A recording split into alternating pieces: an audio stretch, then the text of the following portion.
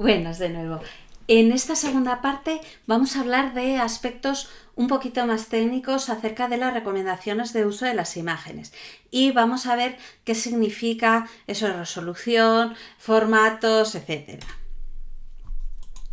¿Qué vamos a ver? Pues vamos a hablar de tamaño y resolución, de proporción, de formato, de ubicación y de colores. Lo primero de todo que tenemos que saber es qué es un píxel. Y entonces tenemos que saber que una imagen digital en este caso, está formada por píxeles. Cada píxel sería un cuadrito diferente que toma un color.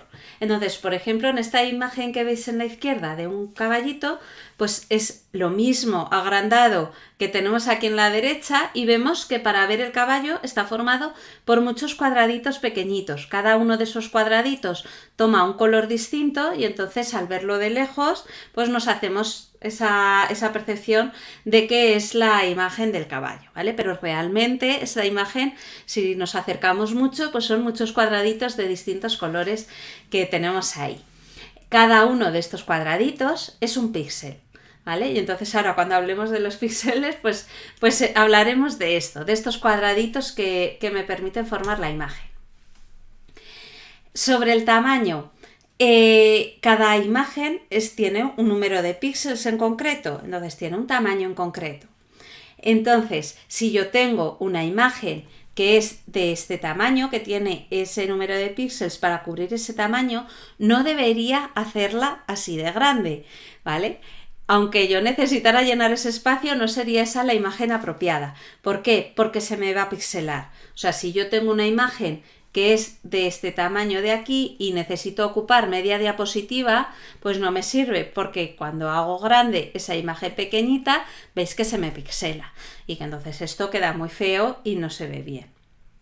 ¿Vale? Entonces deberíamos buscar imágenes que sean del tamaño que queremos que ocupen, ¿vale? No me vale coger una imagen pequeñita y hacerla todo lo grande que quiera porque se me pixelará. Vamos a hablar ahora sobre resolución y densidad. ¿Qué es la resolución de la imagen? Pues cuánto detalle. Cuando decimos que una imagen tiene tal resolución, estamos hablando del número de píxeles que tiene, ¿vale? Y entonces normalmente pues decimos, pues tiene esta imagen de aquí 350 píxeles, ¿vale? Pues este espacio ocupa. También tenemos la resolución de la pantalla. Según en qué pantalla tengamos, pues va a tener 1200, va a tener 2000, va a tener el número que sea. Entonces, ¿qué necesito saber? Necesito saber qué resolución tiene la pantalla donde se va a ver para ver cómo de grande o de pequeña se va a ver mi imagen en esa pantalla, ¿vale? Y aquí aparece un nuevo concepto, que es el de densidad. Y la densidad es la que me relaciona el tamaño físico con el número de píxeles que tiene. Entonces, esto de la densidad seguramente que lo habéis visto si os habéis comprado un teléfono móvil, por ejemplo, siempre aparece, tiene tantos píxeles por pulgada. Y entonces, si tiene más, se supone que la pantalla es mejor y que vaya a ver todo con más calidad que si tiene menos. ¿Vale? Va a permitir mostrar por pantalla más píxeles en cada centímetro de la pantalla y se supone que lo voy a ver con mayor calidad. ¿Por qué hablamos de todo esto? Pues simplemente porque necesitaré saber dónde se van a ver mis contenidos para ver si una imagen tiene que tener 350 píxeles o es mejor que tenga 600, ¿vale? Y entonces yo adaptar las imágenes al tamaño de la resolución de la pantalla donde se vaya a ver o de la resolución de la impresora, etcétera, etcétera, ¿vale? Por ejemplo, tengo esta imagen aquí que tiene ese tamaño y si la paso por una impresora y lo imprimo con densidad alta, voy a obtener una imagen muy pequeñita pero con buena calidad. Si lo imprimo con densidad baja, pues me va a salir en tamaño muy grande pero con pues más pixelado, ¿vale? Pues puedo ver aquí los píxeles. Entonces, ¿qué debería saber? Simplemente de todo esto que sacamos, que tengáis en cuenta qué resolución van a tener vuestros dispositivos, dónde se va a ver cada cosa, qué resolución tiene la impresora donde lo hagáis o qué resolución tiene el proyector que estéis utilizando en el aula para intentar que las imágenes tengan al menos la misma resolución para que no os aparezca pixelado, ¿vale? ¿Cómo lo sabemos? Pues muchas veces, si estáis siempre en el mismo aula, pues yo ya sé que tengo que configurar el proyector con tal densidad y yo con tal resolución, y yo me configuro la misma resolución en mi PowerPoint y así lo hago y salen bien las imágenes. Ante la duda, si no sé muy bien qué resolución va a tener el proyector, poned siempre imágenes que sean un poco más grandes de lo que penséis que necesita, porque si se van a ver pixeladas se ven mal. ¿Vale? Ante la duda, grande. Aunque tampoco os paséis de grande, porque entonces ocupa más espacio en memoria. Entonces esto es un poquito el buscar el compromiso, ¿vale? De tener un tamaño de imagen adecuado para que se vea lo suficientemente bien y no pese demasiado, no ocupe demasiado espacio en memoria. Entonces, lo que decíamos, mirad de vuestro proyector en las pantallas, en donde sea la resolución que tienen, y buscad el equilibrio de que no ocupe demasiado espacio en memoria, pero que tenga al menos la misma resolución que tiene vuestro dispositivo, para que así no se nos pixelen las imágenes. Sobre la proporción, pues bueno, esto es también un poco para tenerlo en cuenta, sobre todo, pues eso, si estáis siempre en el mismo aula con el mismo proyector, pues que lo tengamos en cuenta. Hay distintas proporciones de imagen, ¿vale? De pantallas, etcétera. Entonces, si yo estoy haciendo algo para verlo en mi proyector, pues mirad a ver si vuestro proyector es panorámico, tiene esta relación de aspecto 16/9, que veis que es más ancho y más corto de largo, o si es 4/3. ¿Vale? Entonces, según como sea, si quiero que se vea a pantalla entera, pues necesitaré que sea de la misma proporción, ¿vale? Sobre todo en los proyectores se puede configurar. Si estáis haciendo, por ejemplo, una presentación, podéis configurar la presentación para que tenga el aspecto que queráis, la proporción que queráis, y así luego al proyectarla va a salir bien. ¿Vale? Esto también os lo digo, ya veremos los PowerPoint más adelante, pero en las presentaciones lo podéis configurar para que salga exactamente igual, porque si no os quedará espacios arriba y abajo o en los lados, y ese espacio desaprovechado que no estamos viéndolo todo lo grande que lo podríamos ver. Con las imágenes lo mismo. Si necesito que se vea pantalla completa, pues mirad a ver qué proporción debería tener. Vamos a hablar ahora de una cosa que siempre causa un poco de problemas, pero que ya vais a ver que una vez que lo sabemos, lo hacemos sin ningún problema, que es el formato. La mayoría de los programas que vamos a utilizar, y seguramente de los programas de edición de imágenes que tengáis, os permite guardar en varios formatos. Muchas veces me preguntáis, ¿pero cómo lo guardo? ¿En PNG, en JPEG? Pues bueno, depende del tipo de imagen. Entonces vamos a aprender varias cosas en las que me tengo que fijar, que ya vais a ver que la primera vez igual nos cuesta un poco más, pero luego ya lo cogemos rápidamente, para saber si lo tengo que guardar en PNG, en JPEG, en TIFF, en GIF o en cuál de estos formatos, ¿vale? Entonces vamos a hablar de paletas de colores, de compresión, de espacio en memoria, de animaciones y de fondos. Lo primero, y esta suele ser bastante determinante, la paleta de colores. Veis que en una fotografía aparecen, si os digo que cuántos colores diferentes aparecen aquí, me diréis, vale, rojo, amarillo, tal, pero fijaos que este amarillo es un poco diferente de este de aquí, de este que le da un poquito sombra, que conforme me voy moviendo no es exactamente el mismo tono de amarillo, que va cambiando. Lo mismo con los azules, hay un montón diferentes según cómo les vaya dando la luz, con los verdes, tal. Entonces, esta imagen, realmente para guardarla bien, utiliza la paleta de JP, que son 16 millones de colores. Esta está guardada con una paleta de 16 millones de colores. Si reduzco esa paleta de colores y digo, no, solamente tienes 8 colores, pues me sale un loro como este, ¿vale? Con 8 colores. Veis que aquí hay 1, 2, 3, 4, 5, 6, bueno, hay 8, ¿vale? Entonces, ¿qué pasa? Que si es una fotografía me interesa tener una paleta de colores grande, porque si no me hace este desastre, ¿vale? Entonces, si es fotografía, debería irme a uno de los formatos de imagen que me permite un montón de colores, que por ejemplo sería el JPEG o el PNG. ¿Vale? El GIF, por ejemplo, solamente me deja 256 colores, entonces si es una fotografía seguramente se va a ver un poquito mal. Veréis que los GIFs animados, que son los que nos mandamos mucho por WhatsApp o en redes sociales, si miráis mucho Twitter, etcétera, hay mucha gente que pone GIFs animados y la calidad de la imagen no es muy allá, y eso es porque nos está reduciendo el número de colores. ¿Vale? Entonces, si tengo gráficos de este estilo, que aquí el número de colores sí que es limitado y sí que sé perfectamente cuántos colores, aunque tenga este, pues sé que es 1, 2, 3, 4, 5, 6, 7, hasta los puedo contar, ¿vale? No hace falta que los pueda contar, pero bueno, si los puedo contar, tengo que irme no me importa usar uno que tenga una paleta de colores más limitada. Si no los puedo contar porque es una fotografía, debería irme a JPEG, ¿vale? En PNG permite desde 2 hasta 16 millones de colores. El problema es que conforme va subiendo la paleta de colores, ocupa mucho más espacio en memoria. Entonces, con PNG, si guardo cosas con un número limitado de colores, ocupa bastante poco, se maneja bien esa imagen, pero si intento guardar una fotografía en PNG, va a ocupar muchísimo espacio en memoria. Ahora hablaremos un poquito más de esto. Vale, hay otro aspecto que se mira, que es la compresión. Cuando guardáis con según qué programas, os permite seleccionar el tipo de compresión que queráis. El tipo de compresión o el tipo de calidad, ¿vale? Hay veces que os deja elegir la compresión y hay veces que os deja elegir la calidad. Vale, yo aquí tengo la misma imagen guardada en formato JPEG, es una fotografía con una compresión un poquito más baja, con una compresión del 50% y con una compresión del 90%. Cuanta más compresión o cuanta menos calidad, mejor se va a ver la imagen. Entonces, esto es un poco buscar el equilibrio. Con JPEG tiene un algoritmo muy bueno de compresión, que ya veis que aunque lo guarde con la mitad, se ve perfectamente. ¿Vale? Con JPEG a partir del 60% suele darnos una calidad bastante aceptable. TIFF es un formato de imagen que guarda las imágenes sin pérdidas, sin ninguna compresión. Entonces, se suele utilizar mucho por fotógrafos o por gente que trabaja a ese nivel. Nosotros seguramente para educación pues el TIFF no lo usemos tanto, ¿vale?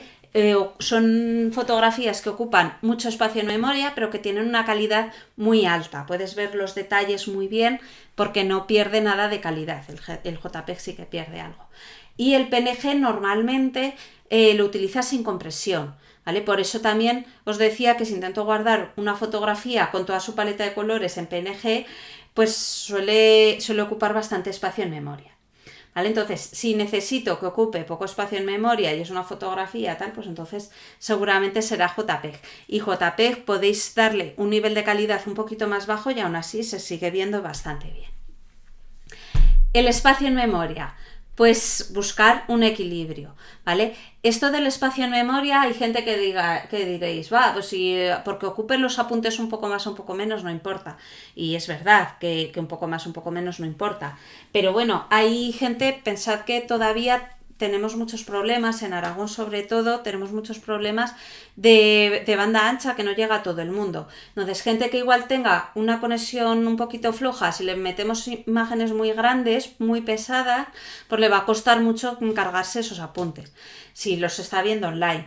O, por ejemplo, si yo les voy a dar un USB para que se guarden los apuntes los alumnos y están ahí en formato digital, pues va a ocupar más, etcétera, etcétera, ¿vale? Entonces, pues bueno, pues buscar un equilibrio, una cosa que dé muy buena calidad de imagen, pero que tampoco pese tanto ese fichero que no lo pueda manejar, que cueste mucho encargarse, etcétera, etcétera.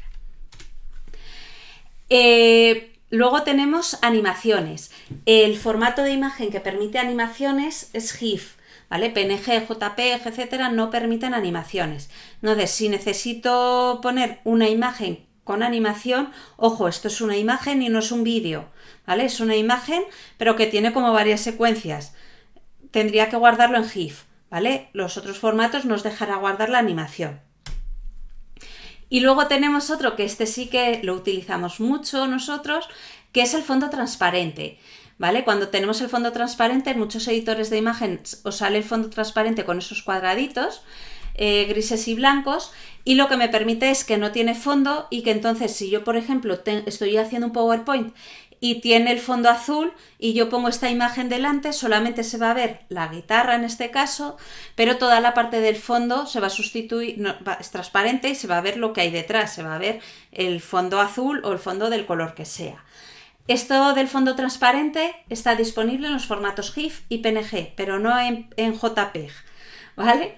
Entonces, pues bueno, que sepamos que si queremos integrarlo con distintos fondos, pues son mejores esos, el GIF y el PNG. Hay una opción que la veremos luego más adelante en el tema correspondiente, los que uséis PowerPoint, que os permite eliminar el fondo, aunque sea un JPEG, ¿vale? Y entonces se os integra mejor. ¿Vale? Esto simplemente si lo tenemos que integrar con otras cosas o estamos haciendo un gráfico y se va a ver detrás la caja del gráfico, etcétera, pues bueno, son mejores los fondos transparentes en esos casos. Hemos visto muchas cosas. Resumiendo todo esto de los formatos, si necesito que lleve transparencia, PNG o GIF. Si va a tener muchos colores, porque es una fotografía, por ejemplo, pues la primera opción sería para las fotografías el JPEG y luego otra opción que ocupa más espacio en memoria, pero que sí que me permite tener los colores, sería el PNG. Si necesito que tenga animaciones, GIF. Si quiero que ocupe menos espacio en memoria, JPEG. Y si quiero mayor calidad de imagen, PNG. Entonces, resumiendo todo esto, si tengo fotografías, lo ideal sería JPEG. Si tengo diagramas, esquemas, ilustraciones, etcétera, que tienen un número de colores limitado, entonces sería el mejor PNG.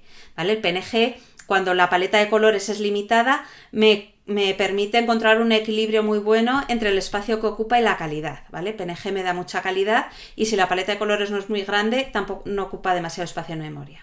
¿Vale? Entonces, pues bueno, que nos quedemos con eso. ¿Que quiero guardar una fotografía? JPEG. ¿Que quiero guardar un esquemita, un diagrama que he hecho que tiene colores más o menos planos y tal? Pues entonces PNG, ¿vale? Y que necesito animaciones tal, pues ya me iría a estos, de aquí arriba, GIF, etc.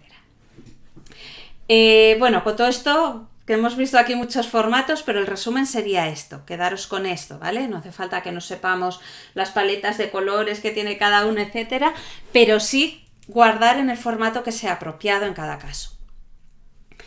Vale, seguimos hablando, recupero para seguir hablando de las imágenes y de cómo las tendríamos que utilizar y de estas recomendaciones de uso que estamos viendo. ¿Dónde las coloco? Pues bueno, siempre suele haber una recomendación que es que aquello que sea más importante en cada caso lo coloquemos arriba a la izquierda. ¿Por qué lo colocamos arriba a la izquierda? Porque es donde más atención prestamos, ¿vale? Entonces, si lo más importante de esta página es el gráfico, haría la composición de la izquierda, ¿vale? Arriba a la izquierda lo más importante. Si es menos importante y es más importante el texto, pues a la derecha. Fijaos que nosotros, como leemos de arriba a abajo y de izquierda a derecha, donde más prestamos atención o donde damos el primer vistazo de vista siempre es arriba a la izquierda. Y ya de ahí vamos leyendo. También es probable que esta de aquí se lea mejor porque está todo más alineado y está todo al mismo nivel que esto que esto está alineado aquí y esto está alineado allá, ¿vale? Pero bueno, depende un poco de dónde lo queramos poner.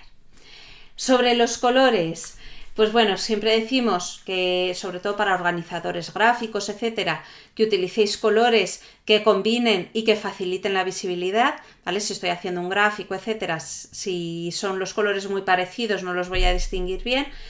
Y tenéis en los apuntes para coger paletas de colores, ¿vale? Normalmente lo que se hace es que yo cojo una paleta de colores y digo, vale, mis apuntes van a usar esta paleta de colores y entonces yo ya voy combinando esos colores. Esto también lo comentaremos luego con las presentaciones, pero bueno, que lo ideal sería si estáis haciendo, pues estáis haciendo unos apuntes, estáis haciendo una presentación, estáis haciendo tal, que antes paréis un momento, digáis, voy a coger estos 4 colores o estos 3 colores y así ya luego todo os va a salir más fácil, van a ser colores que ya habéis comprobado que contrastan bien, que combinan bien y con eso ya podéis ir haciendo todos los gráficos de una forma más sencilla si las habéis definido previamente. Y también os pasa que si hacéis 7 gráficos para la misma unidad, todos usan la misma paleta y todo queda mucho más integrado. Bueno, ya hemos visto aquí mucho de recomendaciones de uso. De toda esta parte que es más técnica, pues eso, pues quedaros con que la resolución tiene que ser adecuada al dispositivo, con que intentemos buscar esas imágenes que tengan ese equilibrio entre el tamaño que ocupan y la calidad, sobre todo que busquéis la calidad, que no se os pixele nunca nada, ante la duda grande para que no se pixele, ¿vale? Ande o no ande caballo grande. Y luego pues eso, saber que las fotografías las guardamos en JPEG, que los otros los guardamos en PNG, los diagramas y que sepáis un poco que os suene todo esto, ¿vale? Principalmente. Vale, vamos a seguir con la siguiente parte, que esta va a ser muy cortita. Vamos a ver herramientas y vamos a ver cómo hacer pues, los mapas conceptuales de la unidad. Sobre herramientas, podéis utilizar para hacer el ejercicio la herramienta que vosotros prefiráis, la que uséis habitualmente. En el anexo de este tema tenéis varias herramientas que os recomiendo. Y tenéis también en los apuntes un montón de enlaces a distintas herramientas. Os voy a explicar yo algunas de ellas. Por ejemplo, tenemos Draw.io, que esta sí que la tenéis en el anexo. Esta es muy buena para hacer diagramas. Y porque nos permite hacerlos muy rápido, permite además diseños, permite meter gráficos, etcétera, y la verdad que es bastante buena. Es gratuita y se integra con Google Drive, ¿vale? Y entonces así también nos permite editar a varias personas, etcétera, está bastante bien. Tenemos GIMP. GIMP sería el Photoshop gratuito, la alternativa a Photoshop gratuita. No tiene tantas herramientas como Photoshop, pero es verdad que el diseño y la forma de la que está estructurada se parece bastante, ¿vale? Está disponible tanto para Linux como para Windows y pues bueno, pues es el típico editor de imágenes. Esto es un editor de imágenes, ¿vale? Este Draw.io era para hacer gráficos. GIMP es sobre todo un editor de imágenes, os permitirá hacer gráficos, pero os permite también modificar fotografías, etcétera. Tenemos una aplicación que es en la nube, que es muy útil, que es Pixel, que se parece bastante a GIMP en ese sentido, pero bueno, luego tiene otras herramientas también interesantes. Esta, al ser en la nube, no hace falta instalarla. Entonces, si tenéis que estáis en un ordenador que no es el vuestro, no tenéis ninguna aplicación y tenéis que hacer, pues recortar una imagen, tal, pues Pixel es bastante fácil y permite hacer las cosas bastante sencillas y es también gratuita. Yo esta os la recomiendo que la probéis, pues eso, para recortar una imagen, quitar esto, borrar, pegar, para eso es bastante sencilla. Tenemos otro que es Canva, que igual lo habéis utilizado alguno ya, que nos permite hacer todo tipo de composiciones, pues carteles, alguna infografía así sencillita, pues yo que sé, nos permite poner gráficos de distinto tipo, integrar distintos elementos. Es bastante intuitiva y da el resultado bastante bueno. El problema de Canva es que es gratuita, pero tiene bastantes plantillas que son de pago. Entonces, si estáis con la opción gratuita, fijaros qué elementos son gratuitos y cuáles son de pago, porque si no nos dejará descargarlo luego. Tenemos Piktochart. Piktochart nos permite hacer un montón de infografías y tiene muchas plantillas para hacer ese tipo de composiciones un poco más gráficas, de infografías, etcétera. También están muy bien con Piktochart. También tiene su parte gratuita y tiene luego otras plantillas que son de pago. Otra aplicación que yo uso mucho es XNView. Esta lo que me permite hacer es, cuando tenéis muchas fotografías o muchas imágenes, me permite tratarlas de forma masiva. Es decir, me permite, por ejemplo, cambiar el nombre de golpe a todas las fotografías, o me permite cambiarles el tamaño de golpe a todas. Si tenéis un montón de fotografías y os dais cuenta de que la resolución de vuestra cámara era muy alta y luego ocupan mucho espacio en memoria y en la pantalla no hace falta que sean tan grandes, pues bueno, las podéis coger ahí una carpeta y os las convierto todas de golpe al tamaño que os interese. Tenemos esta otra, que esta la usan muchos docentes, aunque es verdad que es un poco tosca y es pesada de utilizar, ¿vale? Pero es para hacer mapas conceptuales, que es ZMap Tools. Es una herramienta gratuita que os la podéis descargar y instalarla en el ordenador y permite hacer mapas conceptuales.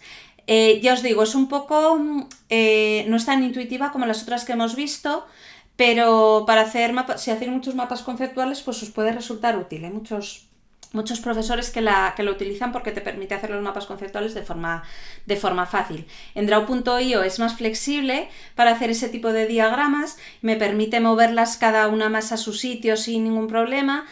Pero claro, también tengo que estar un poco más pendiente de que el diseño me quede bien. Esta te organiza el diseño, pero solo te deja hacer eso, no te deja hacer nada más.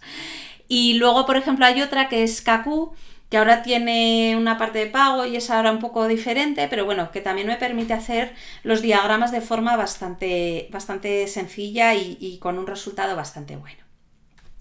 En el anexo, pues eso, tenéis alguna de estas explicadas para que podáis conocerlas y podáis probar distintas alternativas. Sobre los mapas conceptuales, pues bueno, ya hemos hablado un poco de ellos antes, que nos permiten mejorar las habilidades de comprensión, organizar la información, hacer una reflexión sobre el propio aprendizaje. En los mapas conceptuales tenemos los enlaces, que serían estos verbos que me enlazan unos conceptos con otros, y luego los nodos, que en cada nodo pongo yo un concepto. Y luego serían las proposiciones, que sería la frase entera. Pues presentaciones multimedia facilitan comprensión de contenidos, ¿vale? Esa sería entera la proposición. Simplemente porque lo sepamos, porque nos aparece esto como un contenido más, pues para verlo. Como repaso de todo este tema, de la primera parte y de la segunda, diríamos que los recursos gráficos son muy interesantes porque aumentan la eficacia de las explicaciones, nos permiten procesar la información de forma global y nos permite acceder a unas experiencias visuales que serían inaccesibles porque no lo tenemos en clase, porque es imposible verlo, porque necesito este gráfico para verlo mejor, ¿vale? Siempre lo seleccionamos pensando en su finalidad didáctica.